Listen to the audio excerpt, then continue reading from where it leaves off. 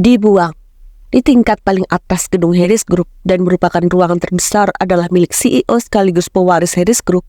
Dia menatap sebuah map berisi materi rapat mereka hari ini. Semuanya berhubungan dengan Roland.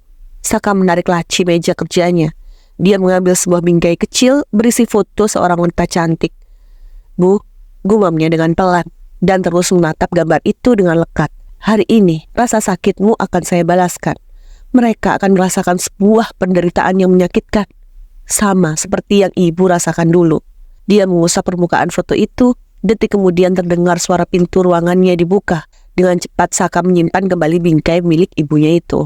"Ruang meeting sudah siap dan komisaris perusahaan sudah berkumpul," ucap Brands yang baru saja tiba dan berdiri di hadapan Saka. Pria itu mendorong lacinya hingga tertutup, lalu menarik nafas dengan panjang. Dia melirik map berisi bukti-bukti atas penggelapan dana perusahaan oleh Roland. "Kau yakin ingin melakukan ini?"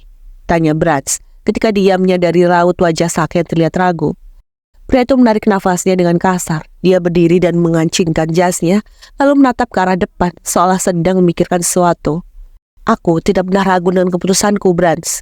Apalagi ini mengenai ibuku," ucapnya dengan tegas, lalu keluar dari kursi dan berdiri menghadap ke kaca ruangannya. Dari sana dia bisa melihat sebagian kota Hamburg dengan kesibukan di siang hari.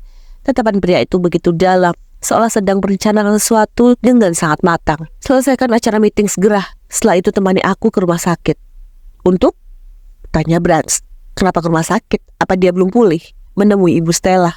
Tepat setelah dia mengatakan hal itu, Saka berlalu begitu saja. Dia pergi keluar dari ruangannya karena sekarang dia akan menyelesaikan sesuatu.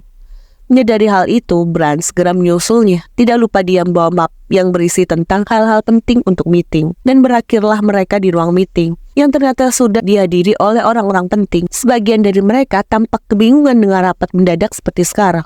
"Selamat pagi," ucap Saka ketika dia memasuki ruang meeting. Dia menatap satu persatu orang-orang di sana. Semuanya langsung membungkuk. "Selamat pagi Tuan Saka," jawab mereka hampir bersamaan. Detik kemudian Saka langsung duduk di kursi utama. Dia menengadahkan tangannya ke arah Brands. Bersamaan dengan hal itu, sebuah map berada di tangan Saka. Sebelumnya saya minta maaf karena meeting ini mendadak, tapi hal penting ini tidak dapat ditunda. Ini yang mereka tunggu-tunggu. Penjelasan langsung dari Saka, karena sangat jarang mereka mengadakan rapat dadakan dan juga dihadiri seluruh komisaris. "Meetingnya kita mulai?" Saka mempertanyakan kesediaan mereka, sambil bola matanya bergerak untuk mencari keberadaan Roland. Namun dia tidak menemukan ayahnya itu di sana, padahal dia sudah tidak sabar ingin melihat reaksi panik Roland. "Apa meeting sudah dimulai?" Sebuah suara mengalihkan pandangan mereka, dan ternyata Roland baru saja tiba di sana. Bahkan dia bersikap seperti tidak melakukan kesalahan, padahal yang lain sudah tiba lebih dulu. Emangnya ada hal penting apa sampai harus meeting dadakan seperti ini? Dia duduk dengan santainya, bersikap seperti dialah pemimpin di sana, sedangkan Roland tidak memperhatikan sorot mata Saka yang begitu dingin ke arahnya. Saka menarik nafasnya. Dia berusaha untuk fokus dan buka map yang sudah berada di hadapan pria itu. "Kemarin lusa, saya baru saja mendapat laporan keuangan bulanan. Biaya operasional perusahaan berkali-kali lipat." Plak, Saka melemparkan laporan keuangan di atas meja.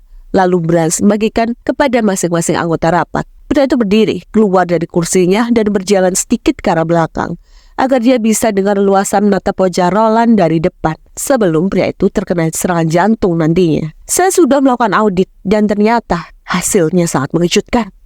Dia kembali melempar map ke tengah meja rapat, namun tatapan pria itu tidak pernah lepas dari Roland. "Ada pengeluaran tidak wajar di sana. Transfer ke rekening atas nama Anna Annelies." Seketika bola mata Roland membelalak, bahkan hampir saja terlepas dari tempatnya. Tepat saat Saka menyebutkan nama istrinya, membeli lipstik, parfum, pakaian, dan lain sebagainya. Seketika keadaan ruang meeting jadi heboh saat mereka membaca hasil audit itu, sedangkan Roland sudah panik bukan kepalang. Wajah pria itu mendadak pucat, bahkan kini dia sudah berkeringat dingin. Tapi sayangnya, Saka sangat menikmati hal itu. "Kepada suami Anna Annelies, saya mempersilakan Anda memperjelaskan maksud dari semua ini," ucap Saka yang terdengar seperti sindiran. Roland meneguk salivannya dengan panik. Dia menyadari tatapan para komisaris sudah mulai berbeda. Tidak, dia harus mencari cara untuk membela diri. "Saka, itu tidak masalah. Bukankah ayah memiliki saham di perusahaan ini? Jadi anggaplah itu bagian dari dividen." Roland tertawa kecil. Dia benar-benar tidak peduli dengan aturan perusahaan. Yang terpenting, dia memiliki bagian dari Harris Group, maka dia bisa bertingkah semaunya. Oh, tidak bisa seperti itu, Tuan Roland. Salah satu dari komisaris angkat bicara. Meski Anda memiliki saham di Harris Group, bukan berarti Anda memiliki wewenang sendiri. Kita harus ikuti aturan perusahaan.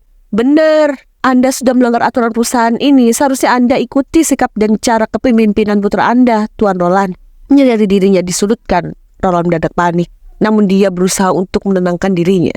Dan tanpa sadar, tatapannya tertuju pada Saka. Tidak sedikit pun putranya itu menunjukkan ekspresi yang manis padanya. Saka menarik nafasnya. Dia berjalan di sekitar belakang kursi, sedang berusaha untuk memikirkan sesuatu. Sementara pria itu tampaknya sudah ingin menelan Saka hidup-hidup. Dia tahu semua ini adalah ulahnya, dan sekarang para komisaris menyudutkannya seperti sekarang. Tuan Roland, Anda tahu kan, tindakan Anda melanggar aturan perusahaan, menimbulkan kerugian besar untuk perusahaan ini. Beban biaya yang membengkak membuat perputaran tidak maksimal.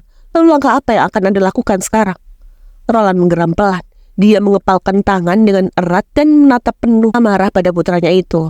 Karena sekarang dia menyadari jika hal ini pasti ulah Saka. Namun sialnya, dia sendiri tidak mampu menjawab pertanyaan Saka. Karena itu benar-benar mungkam mulutnya. Tuan Roland harus membayarnya, cetuk salah satu dari komisaris. Apa jadinya jika hal yang sama dilakukan oleh komisaris yang lain? Sebagai pemilik saham kedua terbesar, ini bukan contoh yang baik. Benar, biaya yang keluar benar-benar mengulas habis keuangan perusahaan, dan ini sudah masuk kategori penggelapan uang perusahaan. Demi kenyamanan bersama, menurut saya, Tuan Roland mengundurkan diri saja dari perusahaan dan jual saham Anda, karena perusahaan tidak membutuhkan bagian dari pemimpin seperti Anda. Benar, saya setuju. Roland benar-benar panik. Dia bahkan tidak tahu jika semua komisaris menuntutnya untuk keluar dari perusahaan. Ini benar-benar di luar kendalinya.